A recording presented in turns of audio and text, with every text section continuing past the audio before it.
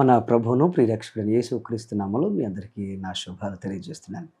ఈ ఉదయకాలం ముందు దేవుడు మిమ్మల్ని అందరిని కూడా ఆయన కృపలో భద్రపరిచి, ఘనమైన ఆశీర్వాదాలు మీ అందరికీ అనుగ్రహించి, దినమంతా కూడా మీకు తోడుగా ఉండి మిమ్మల్ని నడిపించును గాక.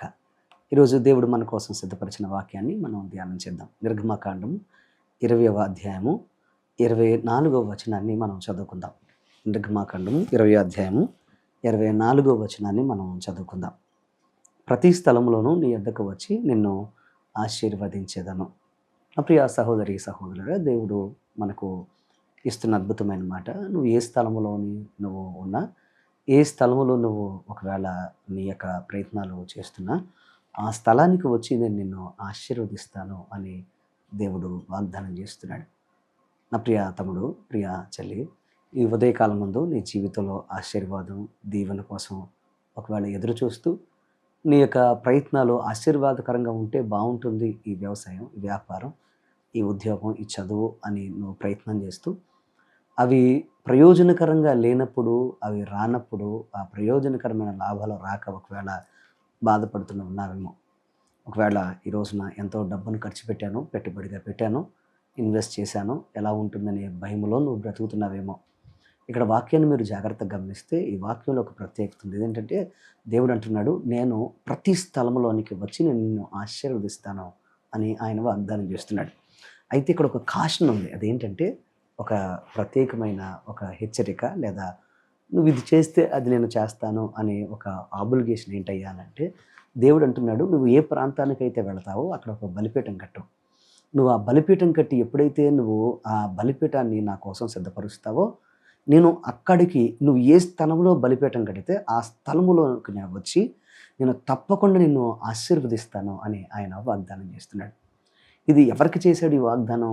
ఇప్పుడు మన జీవితంలో ఎందుకు ఈ వాగ్దానం మరలా మనకు ఆయన పునర్నిర్మిస్తున్నాడు అనంటే, ఇశ్రాయేల్ ప్రజలు మనం జ్ఞాపకం చేసుకుంటే ఇశ్రాయేల్ ప్రజలతో అంటున్నాడు ఏమనంటే, నేను నా యొక్క నామమున జ్ఞాపకార్థముగా నుంచి ప్రతి స్థలములో నువ్వు ఎక్కడైతే బలిపీఠం కట్టి, ఎక్కడైతే నువ్వు ప్రత్యేకంగా నా మహిమార్థమై నా నామాన్ని గణపరచడం కోసం నువ్వు బలిపీఠం కడతావో, అక్కడ నువ్వు చేసే ప్రతి ప్రయత్నాలు సఫలం అవడం కోసం నేను అక్కడికి వస్తాను అని ఇశ్రాయేల్ ప్రజలకు ఆయన వాగ్దానం చేశాడు. ఎందుకనంటే ఈ లోకంలో నువ్వు ఏ నామాన్ని స్మరించినా ఆ నామం వల్ల నీకు ప్రయోజనం కలగదు, కానీ నువ్వు దేవుని నామాన్ని స్మరిస్తే నీకు ఆశీర్వాదం తప్పకుండా వస్తుంది అనే విషయాన్ని ఆయన గుర్తు చేస్తున్నాడు. ఈరోజు నీ జీవితంలో కూడా ఒకవేళ నువ్వు అనుకుంటున్నావేమో, నేను ప్రయత్నాలు చేస్తున్నాను, పని చేస్తున్నాను, అన్నీ చేస్తున్నానని. కానీ ఒక ప్రశ్న ఏంటంటే, నీ ప్రయత్నాల్లో అది నీ వ్యాపారం కావచ్చు, ఉద్యోగం కావచ్చు, లేకపోతే నీ యొక్క గృహ నిర్మాణం కావచ్చు, నీ యొక్క కుటుంబ నిర్మాణం కావచ్చు, నీ వ్యాపార వ్యవసాయం కావచ్చు, నువ్వు ఏదైనా కానీ నువ్వు పని చేసుకుంటూ, నువ్వు ప్రయత్నం చేసుకుంటూ వెళ్ళేటప్పుడు ఆ స్థలములో దేవుని యొక్క నామాన్ని గణపరిచే స్థలాన్ని, లేకపోతే అభిషేకించబడిన స్థలాన్ని, నువ్వు దేవునికి ప్రత్యేకించబడిన ఒక బలిపీఠాన్ని కడుతున్నావా లేదా, ఆయనకి స్థలం ఇస్తున్నావా లేదా అన్నది నీ యొక్క జీవితంలో నీ యొక్క సక్సెస్ను నిర్ణయిస్తుంది అనే విషయాన్ని మీరు గమనించాలని మీకు మనం చేస్తున్నాను. విజయం దేవునికి నువ్వు ఇచ్చే స్థానాన్ని బట్టి ఉంటుంది. నువ్వు ఎంత ఎక్కువ స్థానాన్ని ఆయనకిస్తే అంత గొప్ప విజయం దేవుడు నీకు ఇస్తాడు. ఈ రోజున చాలామంది ఆరాటపడుతున్నారు, పోరాటం చేస్తున్నారు, కానీ ఆ ఆరాటంలో, ఆ పోరాటంలో దేవుని మీద నమ్మకం, దేవుని యొక్క కార్యం మీద నమ్మకం పెట్టుకోవడంలో చాలామంది విఫలం అవుతున్నారు. ఈరోజు ప్రియ తమ్ముడు, చెల్లి, ప్రియ సహోదరి, సహోదరుడా, ఈరోజు దేవుడు నీతో మాట్లాడుతున్న మాటను ఒక్కసారి నువ్వు మననం చేసుకుంటూ, ఆలోచించుకుంటూ, దేవా నా జీవితంలో నీకు మరింత దగ్గర ఇవ్వడానికి నా జీవితంలో నాకు సహాయం చేయండి ప్రభువా అని ప్రార్థన చేస్తూ, నువ్వెందుకు నీ జీవితంలో దేవునికి అవకాశం కోసం నువ్వెందుకు ఎదురు చూడకూడదో ఒకసారి ఆలోచన చేయి. నువ్వు ఆయనకు అవకాశం ఇచ్చావంటే నువ్వు తప్పకుండా విజేతగా నువ్వు మారిపోతావు. ఎందుకనంటే నువ్వు వాక్యాన్ని జాగ్రత్తగా గమనిస్తే అబ్రహాము ఆయన ప్రయాణంలో అతడు సక్సెస్ అవ్వడానికి లేదా విజయం సాధించడానికి గల కారణం ఏంటంటే, అబ్రహాము ఎక్కడికి వెళ్ళినా బలిపీఠం కట్టాడు. ఎక్కడ నివాసం చేసినా, ఎక్కడ గుడారం వేసుకుని అక్కడ బలిపీఠం కట్టి దేవునికి ఆయన బలులర్పించాడు, ప్రార్థన చేశాడు. అందువల్ల అతను అద్భుతమైన విజయాన్ని సాధించాడు. ఈరోజు నీ జీవితంలో కూడా నీవు నీ యొక్క విజయం, నీ అపజయం విజయంగా మారాలి అంటే నీవు కూడా తప్పకుండా చేయాల్సిన పని ఏంటంటే, నువ్వు ఉన్న చోట వెంటనే నువ్వు చేసే పని, నువ్వు చేసే ఉద్యోగం, నువ్వు చేసే ప్రతి కార్యము దగ్గర, లేకపోతే ఆ కార్యము నువ్వు చేస్తున్న స్థలములో నువ్వు ఎప్పుడైతే ఆయనకు బలిపీఠం కడతావో, ప్రార్థన అనే బలిపీఠము, యాచన అనే బలిపీఠము, ప్రత్యేకంగా ఆయనకు స్థానం ఇచ్చి నువ్వు ఎప్పుడైతే ఆయన్ని ఆహ్వానిస్తావో అప్పుడు ఆయన అక్కడికి వచ్చి నువ్వు అడుగుపెట్టు ప్రతి స్థలములో నువ్వు పెట్టే ప్రతి అడుగును ఆయన స్థిరపరిచి ఆశీర్వదిస్తాడు. ఎందుకనంటే ఈరోజు ఆయన వచ్చాడు అనంటే ఏ అడ్డైన ఆటంకమైన తొలగిపోవాల్సిందే. ఆయన అటువంటి అద్భుతం చేయగలిగిన వాడు నీ జీవితంలో. నువ్వు ఏ దేశంలో ఉండి ఈ వాక్యాన్ని వింటున్నా, ఏ ప్రాంతంలో ఉండి ఈ యొక్క వాక్యాన్ని చూస్తున్నా, నీ జీవితంలో ఆయన్ని ఆహ్వానించి నువ్వున్న ప్రాంతానికి, నువ్వున్న చోట ఆయన ఉండాలి. అప్పుడు నువ్వు విజయాన్ని చూస్తావు.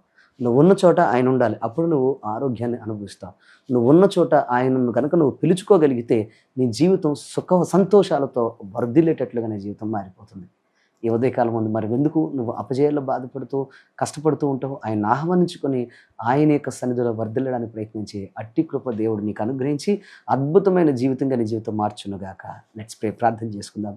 కళ్ళు మూసుకోండి. మా పరమ తండ్రి నీకు వందనాలైనా ఈరోజు ప్రత్యేకంగా మీ బిడ్డలందరితో మీరు మాట్లాడినందుకు వందనాలు స్తోత్రాలు. నువ్వు వాగ్దానం చేస్తున్నావు నాయనా, ఎక్కడ బలిపీఠం కట్టబడుతుందో, ఎక్కడ నీ ప్రజలు మోకరిస్తారో, ఎక్కడ నీ ప్రజలు చేతులు ఎత్తుతారో, ఎక్కడ నీ ప్రజలు నీ వైపు తిరుగుతారో అక్కడ ఉజ్జీవాన్ని, అక్కడ అద్భుతాన్ని చేస్తానని వాగ్దానం చేస్తున్నావు. ఈరోజు ప్రత్యేకంగా నీ వాక్యం ఉన్న బిడ్డలందరినీ మీరు జ్ఞాపకం చేసుకోండి. అయ్యా, ఎంతో కష్టపడుతున్నారు కానీ ఆ స్థలంలోనికి, ఆ కష్టంలోనికి నిన్ను ఆహ్వానించలేకపోతున్నారు. అయ్యా, అందువల్ల మరింత బాధను అనుభవిస్తున్నారు. మరింత శక్తి, మరింత బలము, అదనపు శక్తి, అదనపు ఉజ్జీవాన్ని మేము అనుభవించాలంటే నీ వైపు తిరగాలి. ఈరోజు అటువంటి ప్రభావాన్ని ఆలోచన ప్రతి ఒక్కరికి మీరు ఇచ్చినందుకు వందనాలు. ఈరోజు మాట్లాడేవని నీ మాటను బట్టి ప్రతి ఒక్కరు నీ వైపు తిరిగి ఆహ్వానించి అద్భుతమైన విజయాన్ని పొందుకునే కృప దయచేయమని. బిడ్డలు ఎదుర్కొన్న ప్రతి కష్టం, ప్రతి నష్టం, ప్రతి అనారోగ్యం, ప్రతి అప్పు, ప్రతి విధమైన వ్యాధి, ప్రతి భయంకరమైన బాధలు యేసు నామములో లయమైపోవునుగా. మరింత శక్తితో వర్ధిల్లే కృప భాగ్యమించి ముందు నడిపించమని సమస్త మహిమ ఘనత నీకు అర్పిస్తూ యేసు పరిశుద్ధ నామమున అడిగి వేడుకుని ప్రార్థిస్తున్నాము పరమ తండ్రి. ఆమేన్. ఆమేన్. God bless you. దేవుడు మిమ్మల్ని దీవించును గాక. ఆయన గొప్ప విజయాలు మీకు అనుగ్రహించి ఘనమైన సాక్షులను నిలబెట్టును గాక. ఈ వాక్యం దేవునికరంగా ఉంటే మర్చిపోరు కదా, మీరు అందరికీ షేర్ చేయండి. God bless you.